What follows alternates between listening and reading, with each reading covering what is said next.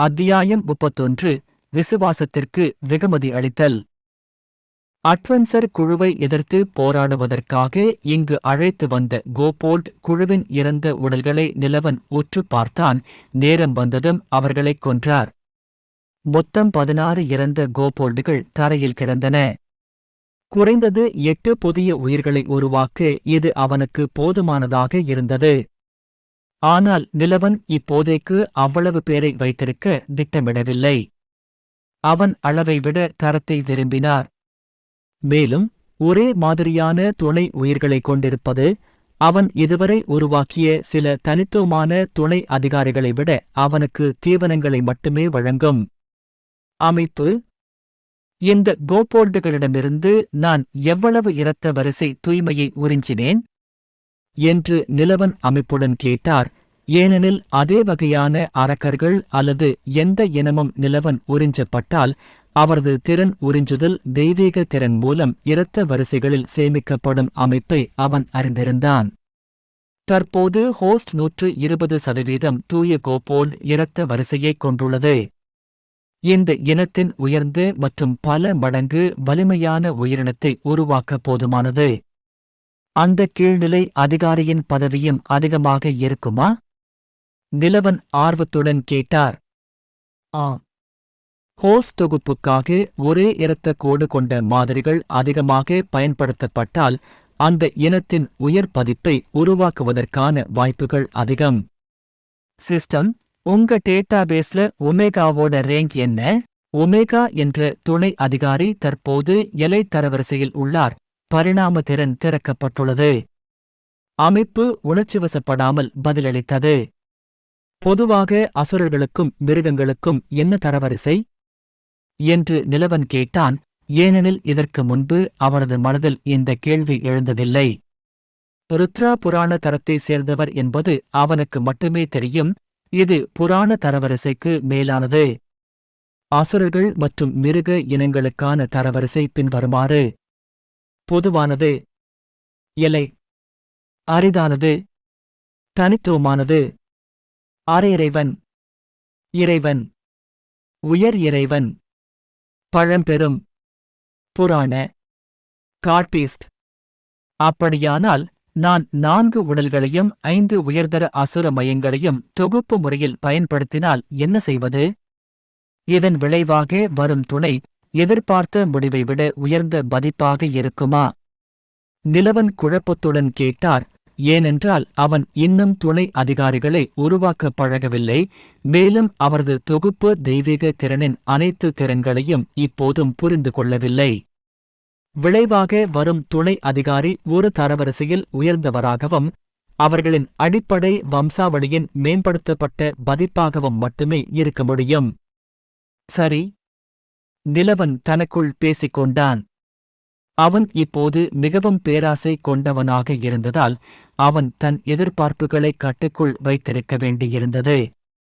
உயர்ந்த பதவி என்பது ஏற்கனவே கேட்பதற்கு மிக அதிகமாக இருந்தது. அதைவிட உயர்ந்த பதவி என்பது கூட சாத்தியமற்றது.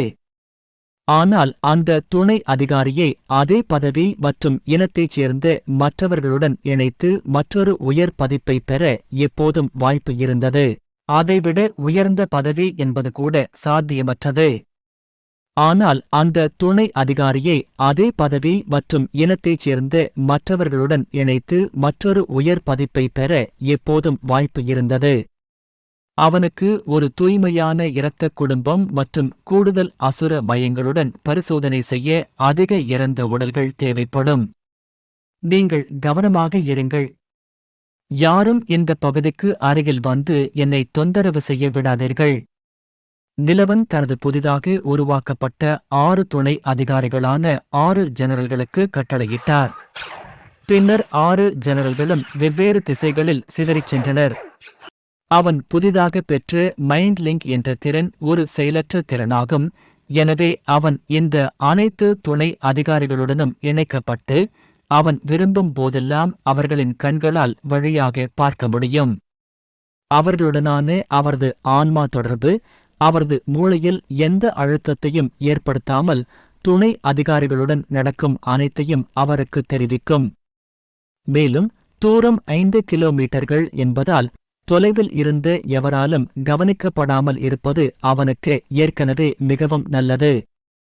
நிலவன் எச்சரிக்கையாக இருந்தார். நிலவன் தொகுப்புக்காக 4 இறந்த கோபோல்டுகளின் உடல்களையும் 5 பிரேங்க் அசுரன் கோர்களையும் தேர்ந்தெடுத்து அனைத்து உடல்களிலும் தனது கைகளையும் வெறும் கால்களையும் வைத்தார். ஒன்றினை என்று நிலவன் கூறினார். ஒவ்வொரு உடலிலும் அவரது கைகள் மற்றும் கால்களில் இருந்து ஒரு கருப்பு நிழல் விடுபட்டு அந்த நிழல் அவர்களை ஒவ்வொன்றாக மூழ்கடித்தது. விரைவில் 4 நிழல்களும் ஒன்றாக ஒன்றிணையத் தொடங்கின. இறுதியாக ஒரு புதிய துணை அதிகாரியை உருவாக்கும் செயல்முறை தொடங்கியது. அதிக மாதிரிகள் சம்பந்தப்பட்டிருந்ததால் செயல்முறை முன்பை விட அதிக நேரம் எடுத்தது. உருவாக்கப்படும் துணைக்கு தூய இரத்த வரிசையை வழங்க விரும்புகிறாரா? ருத்ரனை உருவாக்கும் போது செய்ததைப் போலவே அமைப்பு அவரிடம் அனுமதி கேட்டது. இப்போது 50% தூய பசிலிஸ்க் இரத்த வரிசையை கொண்டுள்ளார். அதைச் செய். நிலவன் தயக்கமின்றி கட்டளையிட்டார். 10 நிமிடங்கள் வெவ்வேறு வடிவங்கள் மற்றும் நகர்வுகளை உருவாக்கிய பிறகு புதிய துணை அதிகாரி இறுதியாக உருவாக்கப்பட்டது. நிலவன் கொன்று தொகுப்புக்காக பயன்படுத்திய மற்ற கோபோல்டுகளை விட மிகவும் உயரமாகவும் பெரியதாகவும் இருந்த கருப்பு கோபோல்டுதான் அது. ரோமம் கருமையாக இருந்தது. நகங்கள் வடிவமாக இருந்தன. அது அதன் 2 பின்னங்கால்களில் நின்றது. அதன் வாயிலிருந்து 2 பெரிய கோரை பற்கள் வெளியே வந்தன. அதன் தோற்றம் ஒரு பெரிய வேர்வொல்ஃப் போல இருந்தது. சிஸ்டம், அவருடைய புள்ளிவிவரங்களை எனக்குக் காட்டு. கீழ்நிலை அதிகாரியின் புள்ளிவிவரங்கள் பின்வருமாறு. பெயர் பெயரிடப்படாதது. இனம் உயர்கோபோல். பரிணாமத்திறன் திறக்கப்பட்டது. மற்ற அரக்கர்கள் மற்றும் மையங்களை சாப்பிடுவதன் மூலம் நிலையை மேம்படுத்தலாம். மேலும் இதே இனத்தின் உயர் மற்றும் தூய்மையான இரத்தக் கோடுகளுடன் தரவரிசையை மேம்படுத்தலாம். தரவரிசை தனித்துவமானது. நிலை 45. பலம் 160. வேகம் 140. திறமை 60. பாதுகாப்பு 70. மானா 90. Fast howl. Pack leader. Sprinter. லூச். நகங்களைக் கிழித்தல். நிழல் இணைப்பு. இந்த புதிய துணை அதிகாரிக்கு ஹோஸ்ட் பெயரிட விரும்புகிறாரா? காத்திருங்கள். நிலவன் புள்ளிவிவரங்களையும் திறன்களையும் பார்த்தார். இறந்த கோபோல்டுகளுடன் ஒப்பிடும்போது இந்த புதிய துணைப்படை மிகவும் வலிமையானது. 6 ஜெனரல்களை விட சற்று வலிமையானது. ஏனெனில் அது கோபோல்டு இனங்களின் தனித்துவமான இரத்தக் குடும்பத்தைக் கொண்டிருந்தது. நிலவன் அதோடு நிற்கவில்லை. மீதமுள்ள உடல்களுக்கும் அதே செயல்முறையை அவர் மீண்டும் செய்தார். அரை மணி நேரத்திற்குப் பிறகு இறுதியாக 3 துணை அதிகாரிகளை உருவாக்கிய பிறகு நிறுத்தினார். அவை அனைத்தும் முந்தைய உயர் கோபோல்டை விட வேறுபட்டவை அல்ல.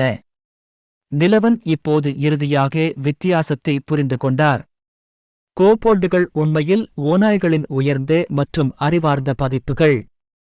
ஃபிலாவோட் நகரில் அவன் முன்பு பார்த்து வுல்ஃப்கின் டெமிஹமன்களிலிருந்து வேறுபட்டவர்கள் அல்ல. மேலும் அவன் பார்த்து சில அட்வென்ச்சரர் குழுக்களிலும் அத்தகைய உறுப்பினர்கள் இருந்தனர். வுல்ஃகின்கள் மிகவும் பரிணாம வளர்ச்சியடைந்த மற்றும் உணர்வுள்ள உயிரினங்களாக இருந்தன. அதே நேரத்தில் கோபோல்டுகள் பழமையானவை மற்றும் அவற்றின் அடிப்படை உள்ளுணர்வுகளால் அதிகம் கட்டுப்படுத்தப்பட்டன. நிலவனுக்கு அருகில் நின்றிருந்து ஒமேகா கூட தனது தொலைதூர உறவினர்களை பார்ப்பது போல் உணர்ந்தார். அவர் நிச்சயமாக இந்த இனத்தின் மிகக் குறைந்த பதிப்பாக இருந்தார். நிலவன் இத்துடன் நிற்கவில்லை. அவர்கள் அனைவரும் பரிணாமத்திறனை வெளிப்படுத்தியிருந்ததால் ஒரு விழாவில் நிற்பதில் அர்த்தமில்லை. அவர் இந்த 4 பேரையும் 2 குழுக்களாக பிரித்து தொகுப்பை மீண்டும் செய்தார். நிலவன் ஒவ்வொரு முறையும் 10 பிரேங்க் அசுரன் கோர்களை பயன்படுத்தினார். மேலும் பொறுமையாக கோபோல்ட்டின் 2 உயர் பதிப்புகளை உருவாக்கினார். சிஸ்டம், புள்ளிவிவரங்களைக் காட்டு.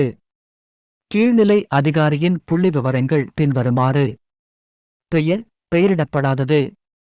இனங்கள் கோபசு, மாறுபட்ட கோபோல். பரிணாமத்திறன் திறக்கப்பட்டது. மற்ற அரக்கர்கள் மற்றும் மையங்களை சாப்பிடுவதன் மூலம் நிலையை மேம்படுத்தலாம். மேலும் இதே இனத்தின் உயர் மற்றும் தூய்மையான இரத்தக் கோடுகளுடன் தரவரிசையை மேம்படுத்தலாம். தரவரிசை ஹாஃப்லார்ட். நிலை 50. வலிமை 250. வேகம் 190. திறமை 170. பாதுகாப்பு 150. மானா 130. திறன்கள்: பேட் கமாண்டர், டொமைன் ஹவுல், வேட்டைக்காரனின் பார்வை, நீண்ட தூரம் குதிக்கும் திறன், பின்சர், நிழல் இணைப்பு. இந்த புதிய துணை அதிகாரிக்கு ஹோஸ்ட் பெயரிட விரும்புகிறாரா? என்ன?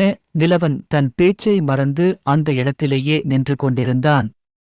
ஏனென்றால் அவன் உருவாக்கிய புதிய துணை அதிகாரி ஏற்கனவே நிலவனை விட வலிமையானவர். மேலும் வலிமை மற்றும் வேகம் பண்புகளில் புள்ளிவிவரங்களும் அவனை விட உயர்ந்தவை. அவன் வெளிப்படுத்திய ஒளி மற்றும் கொலைகார நோக்கத்தின் அடிப்படையில் இந்த நபர் குறைந்தபட்சம் துருவனின் மட்டத்தில் இருந்தார். இந்த துணை அதிகாரி தனக்கு ஒரு சரியான மேய்க்காப்பாளராக இருப்பார். ஒமேகா இப்போது முன்பை விட மிகவும் மனச்சோர்வடைந்ததாக உணர்ந்தான். அவன் தலை குனிந்து இருந்தது, தான் இனி தேவையில்லை என்று உணர்ந்தான். அவன் வெறுமனே நிலவனிலிருந்து விலகி மர வரிசையில் ஒரு தொலைதூர மூலையில் அமர்ந்தான். மெதுவாக மூச்சு விடாமல் முனகினான். முடிவுகளால் நிலவன் மிகுந்த மகிழ்ச்சியடைந்தார். அதே பதவியில் மற்றொரு துணை அதிகாரியை உருவாக்கத் தொடர்ந்தார். மேலும் 30 நிமிடங்கள் கடந்துவிட்டன. இறுதியாக நிலவன் முந்தையதைப் போலவே அதே தரவரிசை மற்றும் திறன்களைக் கொண்ட மற்றொரு புதிய துணை அதிகாரியை உருவாக்கினான். 6 ஜெனரல்களை பெயரிட்ட பிறகும் நிலவன் தனது புதிய துணை அதிகாரிகள் எவரையும் பெயரிடவில்லை. இப்போது அவனுக்கு துருவனின் அதே வலிமை மட்டத்தில் 2 துணை வீரர்கள் இருந்தனர். அவர்கள் ஒரு காலத்தில் நிலவனின் மீது தனது ஒளி வீசும் சக்தியால் மட்டுமே பெரும் அழுத்தத்தை செலுத்தினர். சிஸ்டம். நான் அவற்றை இன்னும் அதிகமாக மேம்படுத்த முடியுமா என்று நிலவன் கேட்டான். ஏற்கனவே இருந்ததில் திருப்தி அடையவில்லை. இல்லை. இந்த இரத்த வரிசையின் உயர்ந்த அல்லது தூய்மையான பதிப்பு இனி ஹோஸ்டிடம் இல்லை. அதே இரத்த வரிசையின் தடயங்களைக் கொண்டு ஒரு உயர்ந்த இரத்த வரிசை பெறப்பட்டு பரிணாம வளர்ச்சிக்கு பயன்படுத்தப்படாவிட்டால் புதிய துணை அதிகாரிகள் இனி அவர்களின் தற்போதைய நிலையை விட அதிகமாக பரிணமிக்க முடியாது. அமைப்பு பதிலளித்தது. அது உண்மையில் இரத்த வம்சாவளியின் வரம்பு என்பதால் நிலவன் அதை தர்க்கரீதியானதாக கண்டான்.